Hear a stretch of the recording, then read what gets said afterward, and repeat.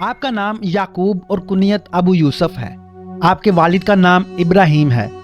اس بات پر تمام مورخین کا اتفاق ہے کہ آپ کا تعلق مدینہ کے انصاری خاندان سے ہے۔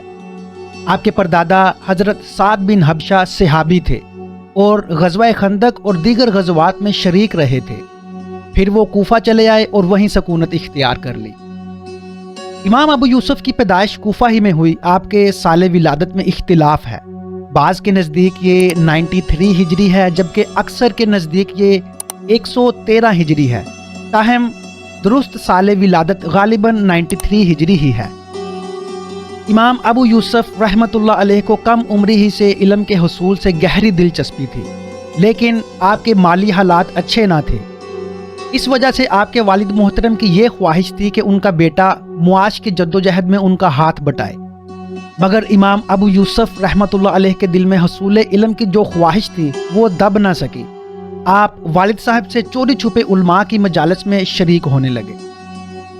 امام ابو یوسف سب سے پہلے قاضی ابن ابی لیلہ کی مجالس درس میں شریک ہوئے۔ قاضی ابن لیلہ بہت بڑے عالم تھے، اموی اور عباسی حکومتوں میں قاضی رہ چکے تھے۔ حضرت علی رضی اللہ تعالی عنہ اور قاضی شریح کے طرز انصاف سے واقفیت رکھتے تھے۔ امام ابو یوسف تقریباً 9 برس تک قاضی ابن ابی لیلہ رحمۃ اللہ علیہ کے پاس حاضر ہوتے رہے۔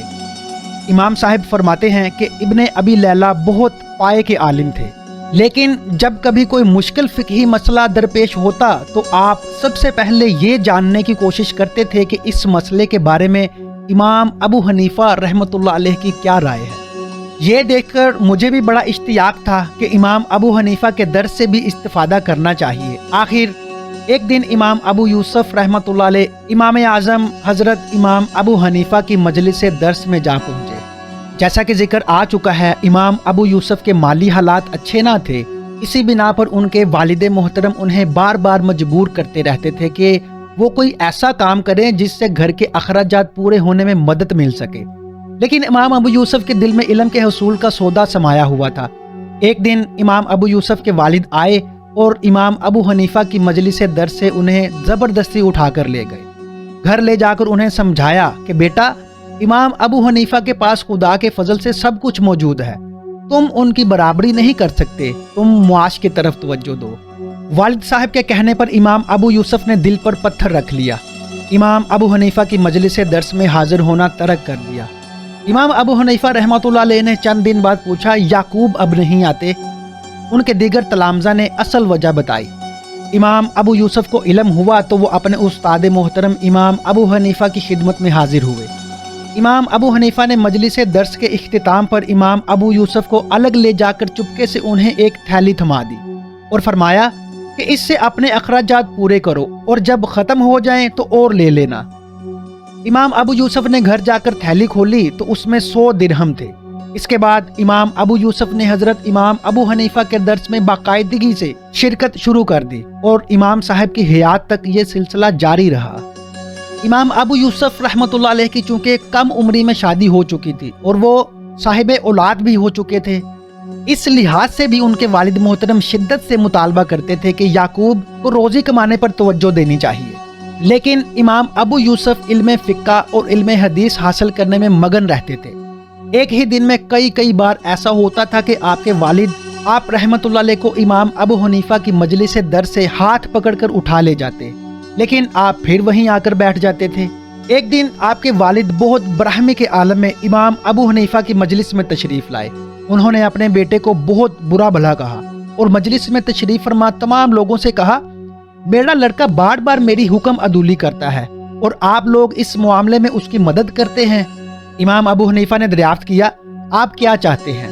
انہوں نے کہا، یہ بازار جا کر کچھ کمائیں اور اہل و عیال کی پرورش میں میرا ہاتھ بٹائیں۔ امام ابو یوسف نے فرمایا، انشاءاللہ اس کار خیر میں ہم ان کی مدد کریں گے۔ لیکن امام ابو یوسف کے والد نے اس بات کو پسند نہ کیا۔ آخر امام ابو حنیفہ نے ذرا سختی سے فرمایا، اگر آپ ان کو علم کے حصول سے روکنا چاہتے ہیں تو اس میں آپ کی قطعاً مدد نہیں کی جا سکتی، ہاں کفالت کے سلسلے میں ہم ان کی مدد کے لیے تیار ہیں۔ امام ابو یوسف کو امام ابو حنیفہ سے بے حد محبت تھی اور امام ابو حنیفہ بھی آپ کو بے انتہا محبوب رکھتے تھے۔ امام ابو یوسف کو امام ابو حنیفہ کی مجلس درس اس قدر عزیز تھی کہ آپ نے سوائے علالت کے دنوں کے کبھی عید الفطر اور عید الاضحیٰ تک کے دن اس مجلس درس میں غیر حاضر رہنا پسند نہ فرمایا۔ آپ نے امام ابو حنیفہ سے کتنے برس تک تعلیم حاصل کی، اس بارے میں مورخین کے مابین اختلاف ہے، تاہم یہ مدت کم سے کم 9 برس ہے، اور امام ابو یوسف فرماتے ہیں وہ روزانہ فجر کی نماز امام ابو حنیفہ رحمۃ اللہ علیہ کے ساتھ ادا کیا کرتے تھے۔ امام ابو یوسف فرماتے ہیں مجھے دنیا میں کوئی مجلس درس امام ابو حنیفہ اور قاضی ابن ابی لیلہ رحمۃ اللہ علیہ کی مجلس درس سے زیادہ محبوب نہیں ہے، اس لیے کہ نہ تو میں نے امام ابو حنیفہ جیسا بہترین فقیہ دیکھا اور نہ ابن ابی لیلہ جیسا قاضی۔ یہ نہ سمجھنا چاہیے کہ امام ابو یوسف نے محض امام ابو حنیفہ اور قاضی ابن ابی لیلہ سے علم کے حصول پر قناعت کر لی تھی۔ آپ کا شوق اور ذوق بہت بلند تھا۔ آپ نے 100 سے زائد بڑے علماء کرام اور فقہاء کرام سے علم حاصل کیا۔ اس میں ثابت ابو حمزہ الشمالی، حسین بن عمرو بن میمون، حنظلہ بن ابی سفیان، سفیان بن عینہ، عبداللہ بن عمر، امام مالک بن انس، مسعر بن قدام اور دیگر کئی جلیل القدر بزرگ شامل ہیں۔ جن دنوں امام ابو یوسف امام ابو حنیفہ کے حلقہ درس میں شامل تھے، اس زمانے میں محمد بن اسحاق کوفہ تشریف لائے۔ وہ سیر و مغازی کے امام تھے۔ سیر و مغازی سے مراد سیرت اور مغازی کا لفظ جنگوں کے احوال اور غازیوں کے اوصاف کے لیے استعمال ہوتا ہے۔ امام ابو یوسف نے محمد بن اسحاق سے ان کی کتاب المغازی سنی۔ امام ابو حنیفہ کا یہ بہت بڑا کارنامہ ہے کہ انہوں نے فقہ اسلامی کو باقاعدہ مدون فرمایا۔ امام ابو یوسف قرآن کریم کے حافظ تھے، بلکہ امام ابو حنیفہ نے اپنے خاص تلامذہ کے اجلاس میں شرکت کی پہلی شرط یہی رکھی تھی کہ امیدوار کو حافظ قرآن ہونا چاہیے۔ اس اجلاس میں فقہاء کرام فقہی مسائل پر بحث و مباحثہ میں شریک ہوتے تھے اور سب کی متفقہ آراء سے کسی فقہی مسئلے اور اس کے حل کو حتمی شکل دی جاتی تھی۔ امام ابو حنیفہ نے اس غیر معمولی اجلاس میں شرکت کے لیے حافظ قرآن کی شرط اسی لیے عائد کی تھی کہ وہ فقہی مسائل کے حل کے لیے سب سے پہلے کتاب اللہ کی طرف رجوع کرنا پسند فرماتے تھے۔ امام ابو یوسف نہ صرف قرآن پاک کے حافظ تھے بلکہ قرآن کریم کے معانی اور مفاہیم سے گہری واقفیت رکھتے تھے۔ چنانچہ آپ نے جہاں کہیں کسی فقہی مسئلے پر بحث فرمائی ہے، وہاں قرآن کریم کی آیات کو بطور حوالہ پیش کر کے ان سے استنباط فرمایا ہے اور اپنے عہد کے عملی مسائل کو قرآن پاک میں دیے گئے اشاروں کی مدد سے حل کیا ہے۔ امام ذہبی نے امام ابو یوسف کو حفاظ حدیث کے اس گروہ میں شامل کیا جس میں امام شافعی، امام احمد بن حنبل، عبداللہ بن مبارک، یحییٰ بن معین اور سفیان بن عینہ رحمۃ اللہ علیہ شامل ہیں۔ امام ابو یوسف اپنی زندگی کے آخری لمحات تک تعلیم و تدریس میں مشغول رہے۔ آپ کے وصال کے بعد آپ کا چشمہ فیض آپ کی کتابوں اور آپ کے سینکڑوں تلامذہ کے ذریعے جاری ہے۔ امام ابو حنیفہ کا انتقال 150 ہجری میں ہوا۔ اس کے بعد تقریباً 16 برس تک یعنی 166 ہجری تک امام ابو یوسف نے تلامذہ کو فیضیاب کرنے کا سلسلہ جاری رکھا۔ 166 ہجری میں آپ کو قاضی کے منصب پر مامور کر دیا گیا۔ تقریباً 17 برس تک آپ محکمہ انصاف کی نازک ذمہ داریوں سے متعلق رہے۔ اس دوران آپ بہت مصروف رہتے تھے، لیکن اس کے باوجود رات میں درس کے لیے کچھ وقت نکال لیتے تھے۔ اپنے وصال سے چند لمحے پیشتر بھی آپ علمی مسائل سے غافل نہ تھے۔ آپ کے خاص شاگرد قاضی ابراہیم بن الجراح فرماتے ہیں کہ امام ابو یوسف جب شدید بیمار ہو گئے تو میں ان کی عیادت کے لیے گیا۔ وہ غشی کے عالم میں تھے۔ جب انہیں ہوش آیا تو انہوں نے مجھ سے ایک فقہی سوال فرمایا۔ میں نے جواب دیا، انہوں نے اسے غلط قرار دیا۔ میں نے دوسرا جواب دیا، انہوں نے اسے بھی غلط قرار دیا، اور پھر مسئلے کی وضاحت فرمائی۔ میں ان کے پاس سے اٹھ کر واپس جانے کے لیے دروازے کی طرف بڑھا کہ رونے کی آواز آئی۔ معلوم ہوا کہ امام ابو یوسف رحمۃ اللہ علیہ رحلت فرما چکے ہیں۔ امام ابو یوسف کے تلامذہ کی فہرست بہت طویل ہے۔ آپ کے شاگردوں میں فقہ کے مشہور امام حضرت احمد بن حنبل بھی شامل ہیں، جن کا کہنا ہے کہ میں نے 3 الماریوں کے برابر کتابوں کا علم امام ابو یوسف سے حاصل کیا۔ امام ابو یوسف کے دیگر تلامذہ میں اسد بن فرات، امام مالک کے شاگرد اسماعیل بن حماد، جعفر بن یحییٰ برمکی، علی بن المدینی، فضیل بن ایاز اور فقہ حنفی کے مشہور امام حضرت امام محمد بن حسن شیبانی شامل ہیں۔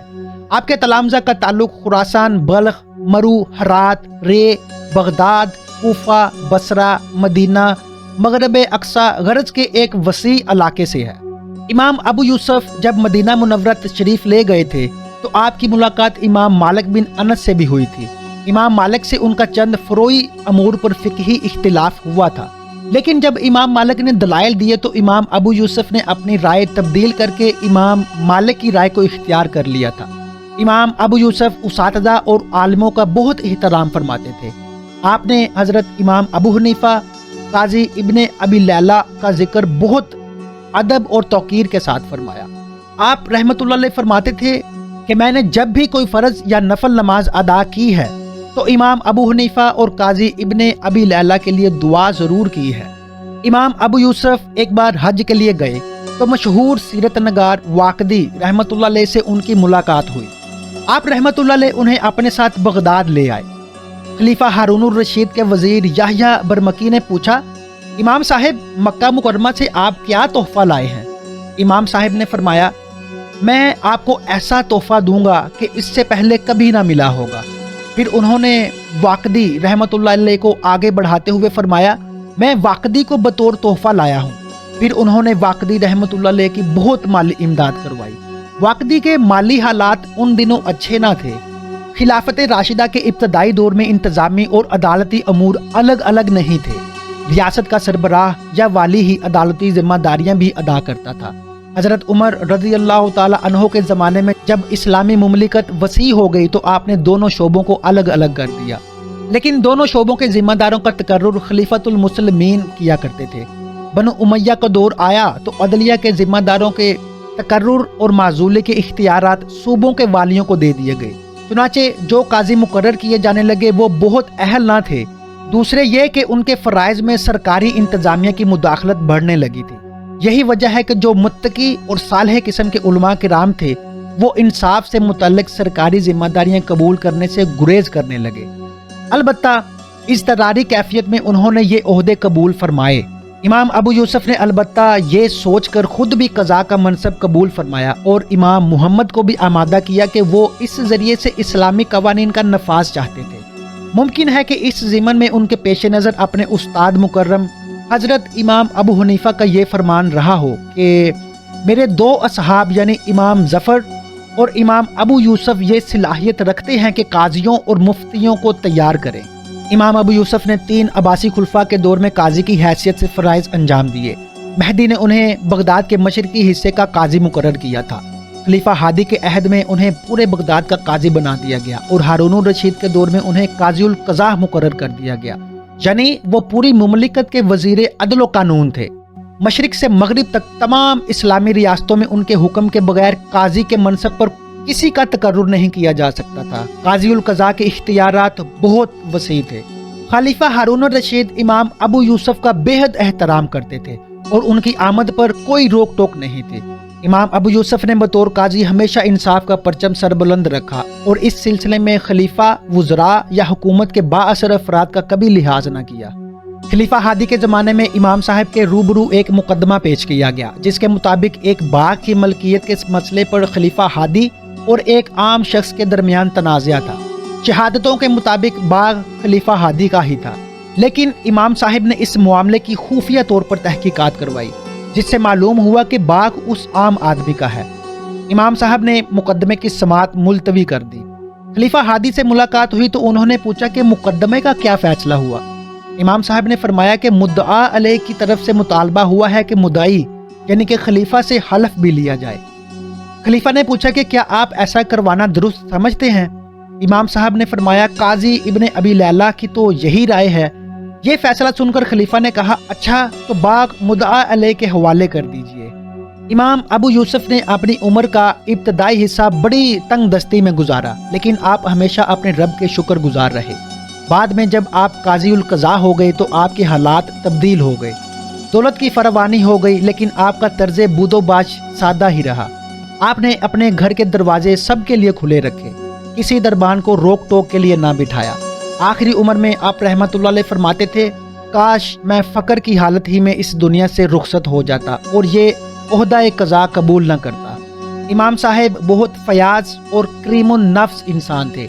اس دنیا سے رخصت ہونے سے قبل انہوں نے وصیت کی کہ ان کے مال میں سے 1,00,000 درہم مکہ مکرمہ، مدینہ منورہ، کوفہ اور بغداد کے مستحقین میں تقسیم کر دیے جائیں۔ امام ابو یوسف کی سب سے بڑی خدمت فقہ کے حوالے سے ہے۔ آپ پہلے فرد ہیں جنہوں نے علم اصول فقہ کے فن کو باقاعدہ مدون فرمایا۔ امام شافعی نے بھی اصول فقہ کی تدوین فرمائی تھی اور انہوں نے اس کام کو زیادہ تفصیل سے انجام دیا، لیکن اس کام کا آغاز امام ابو یوسف فرما چکے تھے۔ فقہ حنفی کی ہر کتاب میں امام ابو یوسف کے اقوال اور آراء موجود ہیں۔ امام ابو یوسف کو فقہ کے شعبے فرائض یعنی وراثت کی تقسیم کے مسائل پر مکمل عبور حاصل تھا۔ آپ تاریخ، سیرت، ادب، نحو اور ایام عرب سے بھی واقف تھے۔ امام ابو یوسف نے بڑی تعداد میں کتابیں تصنیف فرمائیں۔ آپ کی ایک کتاب امالی امام ابو یوسف 300 جلدوں پر مشتمل تھی۔ ایک اور امالی 36 حصوں پر مشتمل تھی۔ ایک اور کتاب کتاب الجوامع کے 40 حصے تھے۔ اس میں علماء کرام کے فقہی اختلافات کا مفصل تذکرہ کیا گیا تھا۔ ایک اور کتاب اختلاف الامصار کے نام سے لکھی۔ ایک کتاب کتاب الروح علی مالک بن انس کے عنوان سے تصنیف فرمائی۔ ان کی اہم کتاب اصول فقہ پر تھی۔ افسوس کہ یہ تمام کتابیں اب دستیاب نہیں ہیں۔ امام صاحب کی جو کتابیں اس وقت موجود ہیں وہ یہ ہیں: کتاب الآثار، اس کتاب میں آپ نے وہ تمام احادیث جمع فرما دی ہیں جو حنفی مسلک کے ماخذ کی حیثیت رکھتی ہیں۔ اس کتاب کو مسند ابی یوسف بھی کہا جاتا ہے۔ اس میں 1000 سے زیادہ احادیث ہیں۔ اختلاف ابی حنیفہ و ابن ابی لیلہ، اس کتاب میں امام ابو یوسف نے امام ابو حنیفہ اور قاضی ابن ابی لیلہ کے فقہی اختلافات کو یکجا کر دیا۔ اس کتاب میں امام ابو یوسف نے کئی جگہ امام ابو حنیفہ کی اور متعدد مقامات پر دونوں ائمہ کی رائے سے اختلاف فرمایا ہے۔ الرد علی سیر الاوزاعی، امام ابو یوسف نے یہ کتاب امام اوزاعی کے ان دلائل کی تردید میں لکھی ہے جو انہوں نے یہ کہتے ہوئے دیے تھے کہ اہل عراق سیر و مغازی سے واقفیت نہیں رکھتے۔ کتاب الخراج، یہ کتاب امام ابو یوسف کی سب سے اہم کتاب ہے۔ یہ کتاب مالیات عامہ اور اسلامی مالیات کے تمام شعبوں سے بحث کرتی ہے، جسے امام ابو یوسف نے خلیفہ ہارون الرشید کی فرمائش پر لکھا۔ امام صاحب کے کئی معاصر علماء کرام اور آپ کے بعد کئی علماء نے اس موضوع پر کتابیں لکھی ہیں، لیکن ان میں سے کوئی کتاب اس پائے کی نہیں جیسی امام ابو یوسف نے تصنیف فرمائی ہے۔ اس کتاب میں آپ نے قرآنی آیات، احادیث، اقوال صحابہ کرام رضی اللہ تعالی عنہم اور اقوال تابعین درج کرنے کے ساتھ ساتھ اپنی مجتہدانہ رائے کا بھی اظہار فرمایا ہے اور تاریخی مباحث پر بھی روشنی ڈالی ہے۔ امام ابو یوسف نے یہ کتاب خلیفہ ہارون الرشید کے کہنے پر لکھی تھی، لیکن آپ نے اس کتاب میں خلیفہ کو نہایت بے باکی سے نصیحتیں کی ہیں اور بڑی جرت کے ساتھ اپنی رائے کا اظہار کیا ہے۔ امام ابو یوسف کا انتقال 5 ربیع الاول 182 سن ہجری میں ہوا۔ خلیفہ ہارون الرشید نے ان کی نماز جنازہ پڑھائی اور اپنے خاندان کے لیے مخصوص قبرستان میں ان کی تدفین کروائی۔ انتقال سے قبل امام ابو یوسف کی زبان پر یہ الفاظ تھے: اے اللہ، تو جانتا ہے کہ میں نے تیرے بندوں کے درمیان کسی فیصلے میں تکبر سے کام نہیں لیا اور نہ خلاف واقعہ فیصلہ کیا۔ ہمیشہ کوشش کی کہ جو فیصلہ ہو وہ تیری کتاب اور تیرے رسول اللہ صلی اللہ علیہ وآلہ وسلم کی سنت کے مطابق ہو۔ جب کسی مسئلے میں مشکل پیش آئی تو میں امام ابو حنیفہ کو واسطہ بناتا تھا۔ جہاں تک مجھے معلوم ہے کہ امام ابو حنیفہ تیرے احکام کو خوب سمجھتے تھے اور جان بوجھ کر حق کے دائرے سے کبھی باہر نہ جاتے تھے۔ اے اللہ، تو جانتا ہے کہ میں ہمیشہ پاک دامن رہا اور میں نے کبھی 1 درہم بھی جان بوجھ کر حرام کا نہیں کھایا۔ واللہ تعالی عالم ورسولہ عالم۔